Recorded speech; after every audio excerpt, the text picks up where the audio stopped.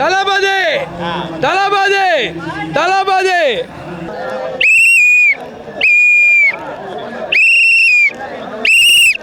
CM தொகுதியிலேயே அவரே வந்து வேற இன்னொரு தொகுதி நிற்கிறதுக்கு பிளான் பண்ணிட்டு இருக்காரா?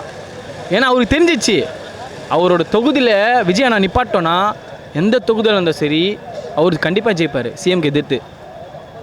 அது எதிராக யாரை நின்னாலும் சரி, விஜய் அண்ணா நிற்கிற தொகுதியில் எந்த ஒரு வேட்பாளர் எதிராக நின்னாலும் தோற்று தான் போவாங்க, தோல்வி அடையும் கண்டிப்பாக.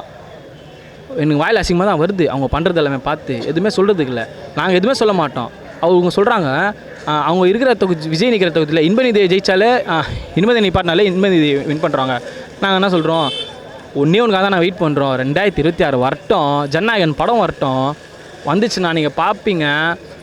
சாதாரண நாளாக இருந்தாலும் சரி, இல்லை எதனா ஒரு பண்டிகை இருந்தாலும் சரி, கொண்டாட்டம் மிகப்பெரிய கொண்டாட்டமாக இருக்கும். எலெக்ஷன் முடிகிற வரையும் கொண்டாட்டமாக இருக்கும். எலெக்ஷனுக்கு அப்புறம் நீங்கள் பார்ப்பீங்க என்னென்ன பேசுனீங்களோ, எவன்லாம் என்னென்ன பேசினாலும் அவங்களாம் செருப்படி அச்சா மாதிரி இருக்கும் 2026 அப்புறம். ஜனநாயகன் வரல ஃபீலிங் இருக்கா? ஃபீலிங் கண்டிப்பாக இருக்கும், இல்லைன்னு இல்லை. பட் படம் வந்து இப்போ வந்தால் தளபதி விஜயன் தான் வரும். இதே அரசியல் இதெல்லாம் எலெக்ஷன் முடிஞ்சிட்டுக்கு அப்புறம் வந்தால் முதலமைச்சர் விஜய்னு வரும் படத்தை. இது கண்டிப்பாக நடக்கும். படத்தை இப்போ விட்டாங்கன்னா விட மாட்டாங்க, எலெக்ஷனுக்கு அப்புறமா விடுவாங்க. ஆனால் முதலமைச்சர்னு அந்த ஸ்க்ரீனில் வரலன்னா டிவிக்கு ரசிகர் தொண்டர்கள் எங்கள் அண்ணோட பேருங்க எல்லாரும் பேரை மாற்றிடுறாங்க. இது வரும் கண்டிப்பாக. இந்த படத்தை அவங்க வந்து ரிலீஸ் பண்ணாமல் இருக்கிறது மக்களே வந்து நல்லா புரிஞ்சுக்கினாங்க.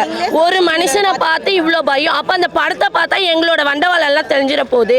அதனால அந்த படத்தை ரிலீஸ் பண்ணாமல் வச்சுட்டு இருக்காங்க. ஆமாம், ஜனநாயகன் வரலாறு ஃபீலிங் இருக்கா?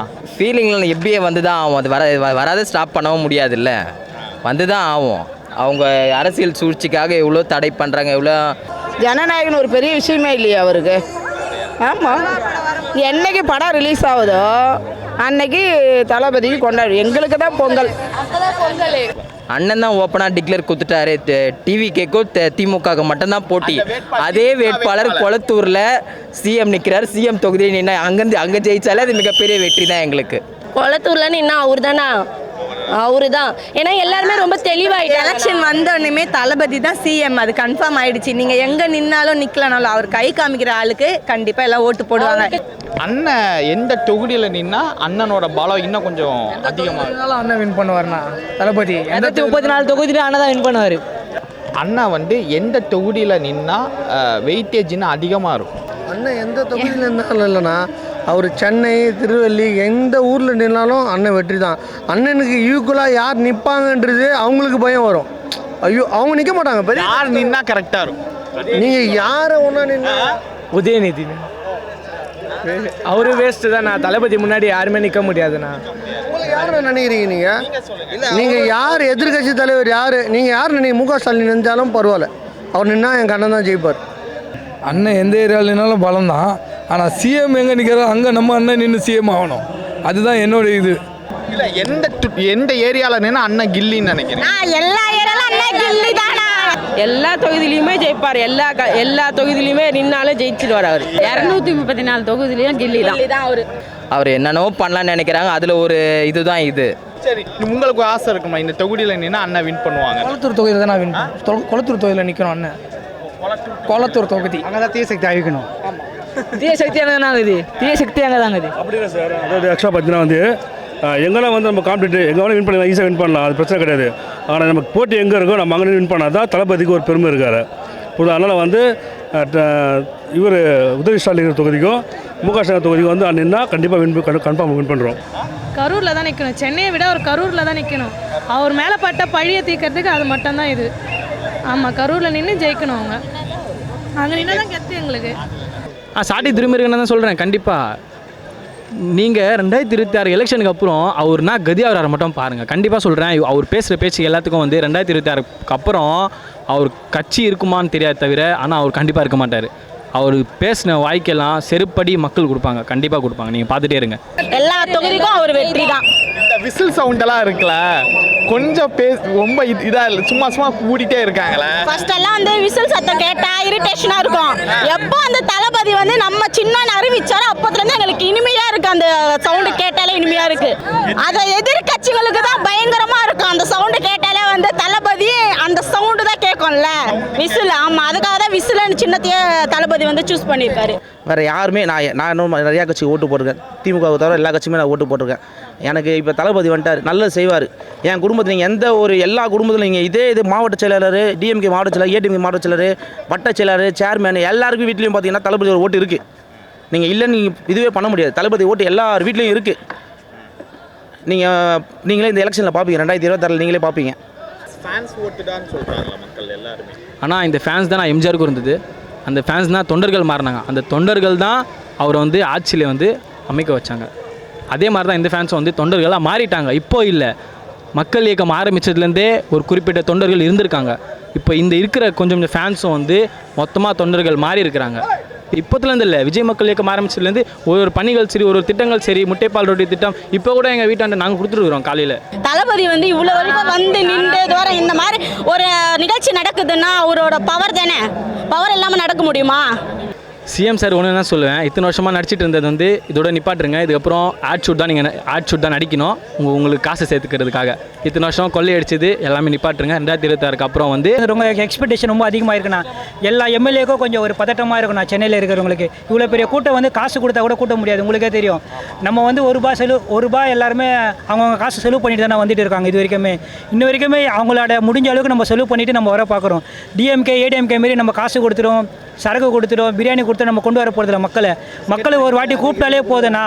ஒரு வார்த்தை தளபதிக்கோசம் நீங்கள் வந்து நில்லுங்க, உங்கள் பின்னாடி நாங்கள் இருப்போம்னு சொல்லிட்டு மக்கள் ஒருத்தர் அவங்களோட ஆதரவோட தெரிவித்துக் கொள்கிறாங்கண்ணா. ஆனால் கொளுத்தூர் தொகுதியில் சொல்ல தேவையில்லைண்ணா. ஏன்னா வேலை நாங்கள் செஞ்சிட்ருக்கோம். கண்டிப்பாக ஸ்டாலின் வரமாட்டார்.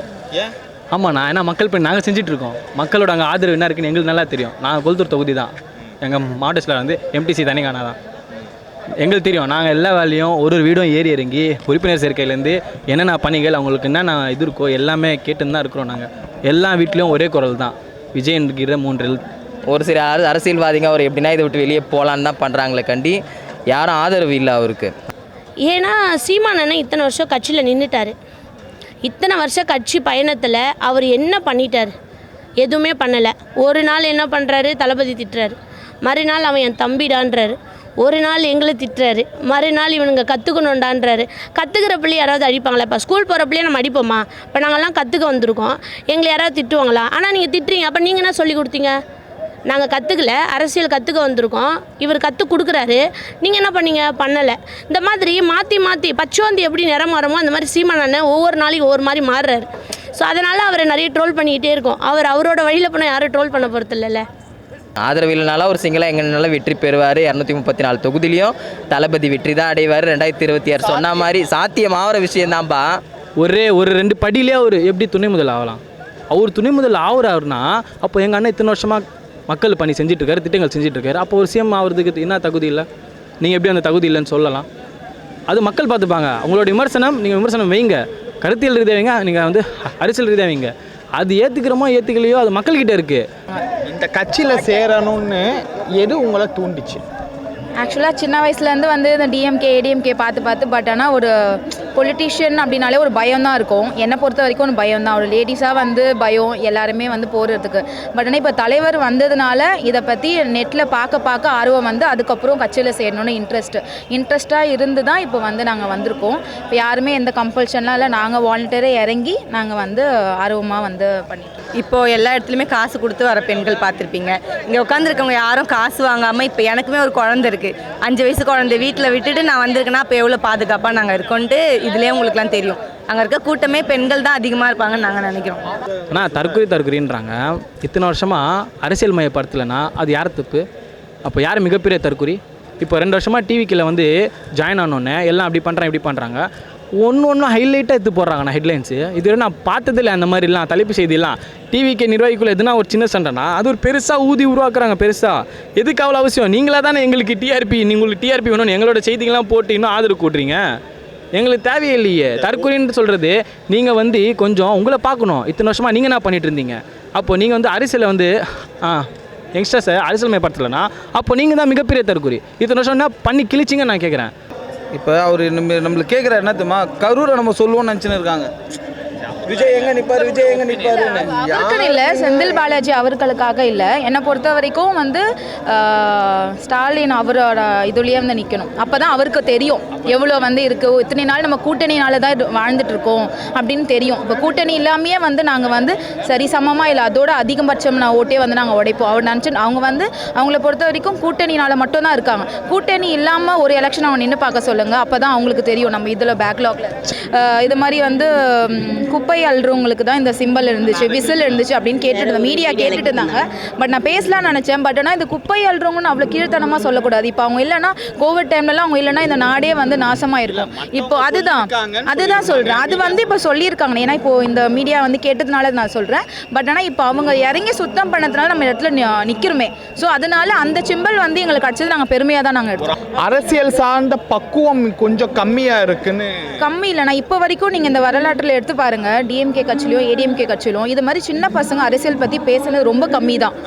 அப்பா அம்மாக்காக பேசுவாங்க, இது மாதிரி வந்து வேறு எதுவும் பேசுவாங்க. பட் ஆனால் நம்ம டிவிகேயில் மட்டும்தான் சின்ன பசங்க, காலேஜ் பசங்க, ஆஃபீஸ் போகிறவங்க, குழந்தையிலேருந்து யூடியூப்பில் இன்ஸ்டாகிராமில் ஃபுல்லாகவே டிவிகே பற்றி தான். அவங்களுக்கு டிவிகேனா தளபதி, அதில் வந்து நல்லது நடக்கும், ஒரு மாற்றம் இருக்குன்னு தான் பேசுகிறாங்க. இது வரைக்கும் ஏடிஎம்கேலையும் டிஎம்கேலையும் இது வட்டம் குழந்தைங்கலேருந்து யாருமே பேசுனதில்லை. இப்போ மைக்கை பிடிச்சி ஒரு 2 வரி பேசுகிறாங்கன்னா கூட அவங்களுக்கு வந்து இம்பேக்ட் ஆகிருக்கு, நல்லா ஸ்ட்ராங்காக இம்பேக்ட் ஆகிருக்கு. அதனால் வந்து இதுக்கப்புறம் அரசியல் கற்றுக்கணும்னு இல்லை, படிப்படியாக தான் எல்லாமே கற்றுக்க முடியும். எங்களோட கொடுக்கு 2026 வந்து போட்டியே டிவிகேக்கும் டிஎம்கே மட்டும்தான் போட்டியே. அதனால் ஏடிஎம்கேலாம் நாங்கள் இது இல்லை, டிவிகேக்கும் ஏடிஎம்கே தான் டிஎம்கே தான் போட்டியே. அந்த திமுக ஆட்சி வந்து எவ்வளோ ஃப்ராடு பண்ணி மக்களை ஏமாற்றி எப்படிலாம் அவங்க மக்களால் சம்பாதிக்கணும், பரம்பரை ஆட்சி அமைக்கணும் எல்லாமே நாங்கள் வந்து நல்லா தெளிவாக புரிஞ்சுக்கிட்டோம். அதனால் எங்கள் தளபதி வந்தால் தான் இந்த தடவை வந்து கண்டிப்பாக நம்ம தமிழக மக்கள் எல்லாருக்கும் விடுதலை வரும். பாதுகாப்பு இருக்கா பெண்களுக்கு எங்கள் தளபதி வந்தால் தானே பாதுகாப்பு. எவ்வளோ இடத்துல குழந்தைங்கன்னு பார்க்காம கூட ரேப் பண்ணுறாங்கண்ணா. இப்போது இந்த மீட்டிங்க்கு நாங்கள் வந்திருக்கோம், நீங்கள் பார்த்த வரைக்குமே எங்கள் பெண்கள் எல்லாமே சேஃபாக தான் போகிறோம் வரோம்.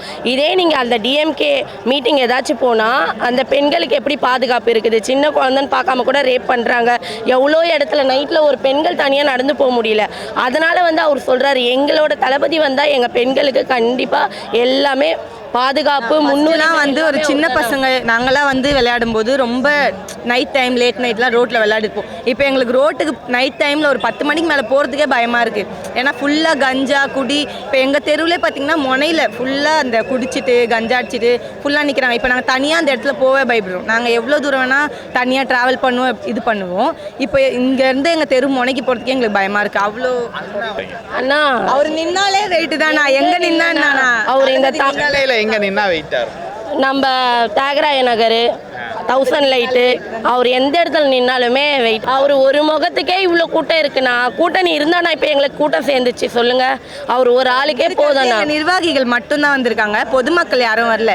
பொதுமக்கள் வந்தால் இன்னும் இந்த இடம் ஃபுல்லாக டிராஃபிக் தான் ஆகும். நாங்கள் நீங்கள் பார்த்துருப்பீங்க எவ்வளோ மாநாடு எவ்வளோ மீட்டிங்கு, அதே அவர் வந்து அவ்வளோ பேசுகிறாங்க. இப்போ எங்கள் நிர்வாகிங்க மட்டும் வந்திருக்கோம், இதுலேயே வந்து தெரிஞ்சிருக்கோம் உங்களுக்கு. கூட்டணியெல்லாம் எதுவுமே தேவையில்லைண்ணா, நாங்கள் இருக்கோம்.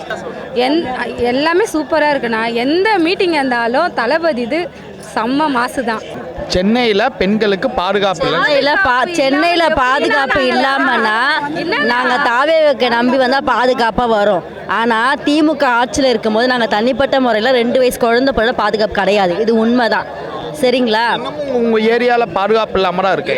இன்னமும் இருக்கு. நாங்களே எங்களுக்கு பாதுகாப்பு இல்லைன்னா நாங்களே சிங்கப்பெண்ணாங்க ஆண்களுக்கு நாங்களே பாதுகாத்து போங்க நாங்களே சொல்றோம். அப்புறம் எங்களுக்கு எதுக்கு நான் பாதுகாப்பு? திமுக ஆட்சியில் போதை இருக்கு பார்த்தீங்களா, கஞ்சா சரக்கு எல்லாம் இது வந்து அவங்க அடிச்சுக்கிட்டு அவங்க என்ன பண்ணுறாங்கன்னு தெரியாமல் பெண்கள் பாதுகாப்பு இல்லை. கண்ணகி நகர் நாங்கள் இருக்கிற ஏரியா 15 வயசு குழந்தைங்க 10 வயசு பசங்க கூட வேணா போகிறாங்க, சரிங்களா? எத்தனையோட தாய்மாரோட கண்ணீர் இங்கே இருக்குது கண்ணகி நகரில். எத்தனையோ பிள்ளைங்க நாசனமாக போச்சு, படிக்கிற பிள்ளைங்க படிக்க அனுப்புனாங்க, கெட்டு குடிச்சதா வருதுங்க பிள்ளைங்க. நாங்கள் எதை நம்பி நம்ம சமுதாயம் நம்பி அனுப்ப முடியும் குழந்தைங்க? யார்கிட்ட பேசலாமா இதை பற்றி? உங்களோட எம்எல்ஏ உங்களோட கவுன்சிலர் கிட்ட பேசலாம். மட்டும்தான் வருவாங்க எங்கள் ஏரியாவுக்கு. அவங்களாம் அந்த ஓட்டு கேட்கும் போது வருவாங்கண்ணா, அதுக்கப்புறம் எங்கண்ணா இருக்கிறாங்க அவங்களாம்? அதனால நாங்கள் லேடிஸே நின்று நாங்கள் எல்லாமே நாங்கள் தான் செய்வோம். யாருமே கவுன்சிலர் சரி, யாருன்னா எம்எல்ஏ சரி, யாருமே நாங்கள் கூட ஏதோ கொஞ்சம் பேர் வருவாங்கன்னு பார்த்தோம். நல்ல எதிர்பார்த்ததோடு அதிகமான கூட்டம். நல்ல கூட்டம். எல்லாம் வேலை இருக்கிற நேரம் இன்றைக்கி எல்லோரும் ஒரு நாள் வேலையை விட்டு இங்கே வந்திருக்கோம். இப்போ நாங்களாம் வேலைக்கு போகிறவங்க தான். இன்றைக்கி வேலையை விட்டுட்டு இதுக்காக வந்திருக்கோம். எங்கள் மாவட்ட செயலர் சொன்ன ஒரு வார்த்தைக்காக உடனே வந்தோம் எல்லாருமே கிளம்பி. ஆதவ அர்ஜுன் ஸ்பீச்சு வேறு லெவல்.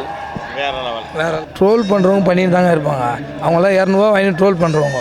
அவங்கள பற்றி பேசி நம்ம டைமை நம்ம வேஸ்ட் பண்ணக்கூடாது. அதுக்கு தான் எங்கள் அண்ணா அப்போவே சொன்னார், உசுப்பத்துக்கிட்ட உம்முனும் கடுப்பத்துக்கிட்ட கம்முன்னு இருந்தால் வாழ்க்கை ஜம்முன்னு இருப்பாங்க. அதுமாரி அரசியலில் நாங்கள் ஜம்முன்னு வருவோம். தளபதியோட முகத்துக்காக 234 தொகுதியும் ஜெயிச்சு தான் ஆகணும். ஆனால் இது மெஜாரிட்டி பாப்புலராட்டின்னு ஆள் இருக்காங்க. அவங்க இது கழிஞ்சு போனால் ஒரு 210 நம்ம வருவோம். கண்டிப்பாக வருவோம். கான்ஃபிடண்ட்டாக வருவோம். அவங்க 200 தான் வருவாங்க. நம்ம 210 வந்து காட்டுறோம். அவங்க அப்படி சொன்னாங்க 200ன்னு. அதோட எக்ஸ்ட்ரா 10 நாங்கள் வருவோம். அண்ணன் சிஎம்மாக வந்தாங்கன்னா எது ஃபஸ்ட்டு சைனாக இருக்கணும்? ஃபஸ்ட்டு சைன் அம்மா அம்மையார் ஜெயலலிதா அவங்க இறந்து போயிட்டாங்க இல்லையா, அந்த மர்மத்தை உடைக்கிறது தான் ஃபஸ்ட்டு. 2வது கொடநாடு. இது 2ஐயும் முதல் சைனே அதுதான். இது ஒரு சின்ன மீட்டிங் தான். இதை விட பெரிய மீட்டிங்லாம் இருக்குது. தளபதி தான் 2026 வெற்றி பெறுவார். மாபெரும் வெற்றி பெறுவார். எல்லா சேனலும் ரெடி பண்ணி வச்சுருக்காங்க. பிராண்டு வருது. பிராண்டு எல்லா சேனல்லையும் பிராண்டோட தலைவரோட ஃபோட்டோ வரப்போகுது 2026. கஷ்டமாக இருக்குண்ணா. ரொம்ப மனசு கஷ்டமாகுது கொஞ்சமாக. ஆக்சுவலாக ஜனநாயகம் வர்றதுக்கு நாங்கள் எவ்வளோ வருத்தப்படுறத விட இன்னொரு எதிர்கட்சி வந்து அதுக்கு வந்து தைரியமாக இருக்காங்க. அந்த படம் வந்து அவங்க என்ன பண்ண அவங்களுக்கே தெரியாது. அந்த பயத்தினால தான் அந்த படம் வர மாறுது. தளபதி விஜய்னு வரும். அதுக்கப்புறம் வந்து முதல்வர் தளபதி விஜய்னு வந்துடும். தமிழ்நாட்டு முதலமைச்சர் தளபதி விஜய்னு வரும். அண்ணன் சிஎம் ஆன உடனே இந்த சைன் எந்த சைன் போட்டால் கரெக்டாக இருக்கும்? டாஸ்மார்க்கு, பெண்களோட பாதுகாப்பு, குழந்தைங்களோட பாதுகாப்பு, மெயினாக குழந்தைங்களோட பாதுகாப்பு வேணுங்க. கஞ்சா ஒழிப்பு, இதெல்லாம் ஃபஸ்ட்டு அவர் சைன் பண்ணணும்னு நாங்கள் எல்லாருமே அதான் சொல்கிறாங்க. அதுதானங்க இப்போ நாட்டை சீரழிச்சிட்ருக்கு. எங்கே பெண்கள்லாம் பாதுகாப்பு இருக்கா? குழந்தைங்களுக்கே பாதுகாப்பு இல்லைங்களே. நியூ இயர் அன்னைக்கு கூட பார்த்தோம், பெண்கள் எல்லாமே பாடி தாடி எவ்வளோ நான் ஒரு சில இடத்துல தாங்க நடக்குது. குழந்தைங்க ஒரு 4 வயசு குழந்தைய வீட்டில் தனியாக விட்டு போக முடியல. சென்னையில் இப்படி இருக்கான்னு கேட்குறேன். ஏங்க சென்னைனா என்ன, தமிழ்நாடே அப்படி தானங்க இருக்குது. ஆமாம், அவர் ஃபஸ்ட்டு வந்தோடனே நான் என்ன சைன் பண்ணுவேன்னு அவர் சொன்னார். நீட்டாக ஒழிப்பேன்னாரு, அது செய்யலை. பெண்களுக்கு பாதுகாப்பு தருவேன்னாரு, அது செய்யலை. டாஸ்மார்க்கை மூட போகிறேன்னு கனிமொழி அக்காவே சொன்னாங்க. செஞ்சாங்களா? செய்யலையே. இப்போ இதெல்லாம் நாங்கள் எதிர்த்து போராடுறோம். அவர் வந்த பிறகு எங்களுக்கெல்லாம் நல்லது நடக்கும் நாங்கள் நினைக்கிறோம். அவ்வளோதான். அவ்வளோ கான்ஃபிடண்ட்டாக எத்தனை தொகுதியில் ஜெயிப்பாங்கன்னு நினைக்கிறேன். தாவேக்காவினர் வந்து எத்தனை தொகுதியில் ஜெயிப்பாங்க எக்ஸாக்டாக சொல்லுங்கள். அவர் எங்கே நின்னாலுமே ஜெயிப்பாருங்க. விஜயண்ணாவை தவிர வேட்பாளர்கள் இருப்பாங்களே, மேக்ஸிமம் எத்தனை தொகுதி? நாங்கள் ஆமாம், தொகுதியுமே எங்களோட நம்பிக்கைங்க. நாங்கள் கான்ஃபிடண்ட்டாக இருக்கோம். சரிங்களா, வெற்றி நிச்சயம்னு சொல்லி நாங்கள் அதில் தான் போராடிட்டு இருக்கோம். சரிங்களா, நாங்கள் நல்லா இருக்கும். கூட்டணியே எங்களுக்கு வேண்டாங்க. வேண்டாம். ஏன்னா இருக்காண்ட ஐயாவோட 2026 எங்களுக்கு தான் தலை. ஜனநாயகன் வரலையே. இதில் இருக்கிறவங்க பார்த்தீங்கன்னா டிவிக்கெல்லாம் ஃபுல்லாக படித்த பெண்களும் இளைஞர்கள் மட்டும்தான் இருக்காங்க. காலேஜ் ஸ்டூடெண்ட்டோட சப்போர்ட் நிறைய இருக்குது. அதிமுகவும் சரி திமுகவும் சரி.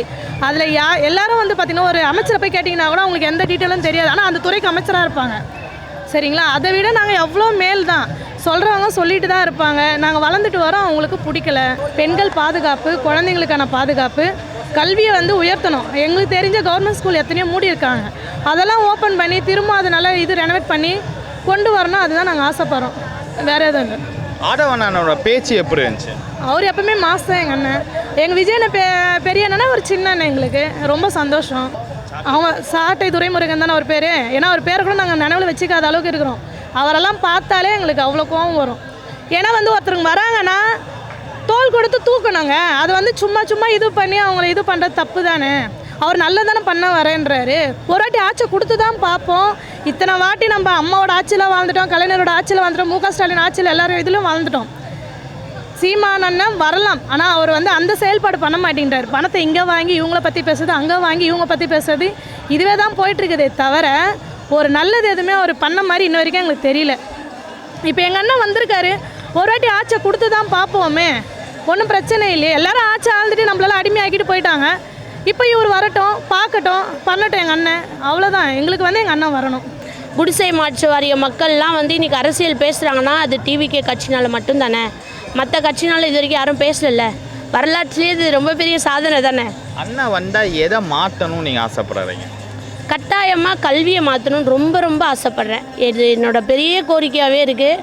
கற்க கசடற கற்பவை கற்றப்பி நிற்காதற்கத்தக அந்த திருக்குறளுக்கு ஏற்ற மாதிரி நம்ம ஒரு விஷயத்தை கற்றதல் மூலியமாக தான் நம்ம இன்னும் நம்மளுக்கு வந்து எல்லா தேவையும் பூர்த்தி ஆகும். எங்கே நம்ம படிச்சுட்டா நம்மளோட அடித்தளமான விஷயம் எங்கே பெருசாகிடும், பொருளாதாரம் வளர்ந்துருன்ற ஒரு பயத்தினாலேயே மற்ற கட்சிகள் கல்வியை ரொம்ப மட்டம் தட்டிட்டாங்க. அதனால் கற்கிறது ரொம்ப முக்கியம். ஸோ கல்வி எஜுகேஷன் தளபதி நிறைய பண்ணியிருக்காரு, இனிமேல் நிறைய பண்ணுவாருன்னு ரொம்ப ஆசைப்படுறோம். அவர் பண்ணணும், வரணும். இப்போ சாதாரண கவுன்சிலரு, சேர்மேனு, ஒரு வட்டச் செயலாளர், ஒரு எம்பி, ஒரு எம்எல்ஏ, நீங்கள் எல்லாருமே எடுத்திங்கன்னா ஒருத்தர்கிட்டையும் ஊழல் இருக்குது. நீங்கள் என்னென்ன ஊழல்னு கேட்டிங்கன்னா, ஒரு பால்வாடி கட்டினா ஒரு 3 லட்ச ரூபா செலவாகிற இடத்துல அவங்க 33 லட்ச ரூபா போடுறாங்க. ஒரு சிம்பிளாக ஒரு சின்ன விஷயம் நீங்கள் எடுத்து பார்த்தீங்கன்னா எல்லாத்துலேயுமே ஊழல் இருக்குது. ஒருத்தனையும் நோண்டிங்க அப்படின்னா ஏகப்பட்ட இது மாட்டோம். ஒரு அமைச்சர், எம்பி, எம்எல்ஏ எவ்வளோ நீங்கள் யாரை நோண்டினாலும் ஒன்றுனா மாட்டோம். இது வந்து சாதாரணமாக ஊழல் பண்ணல.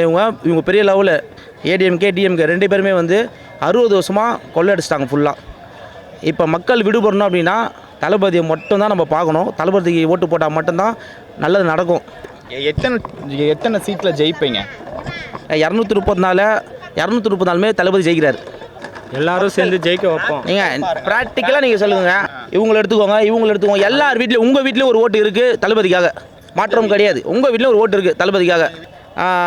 வட்டச்செயலாளர் வீட்டில் ஓட்டு இருக்குது, கவுன்சிலர் வீட்டில் இருக்குது. அந்த மாதிரி எனக்கு தெரிஞ்சிருக்கும் போது சுற்றி தமிழ்நாட்டில் இல்லைன்னு உங்களால் ஓட்டு போட வந்துடுவாங்களா? கண்டிப்பாக வருவோம். நாங்கள் கூட்டிகிட்டு வருவோம். நாங்கள் எதுக்கு இருக்கோம்? தளபதிக்காக நாங்கள் இது வேலை செய்யலைன்னா எதுக்கு இருக்கோம்? கண்டிப்பாக கூட்டிகிட்டு வருவோம் எல்லாரையும்.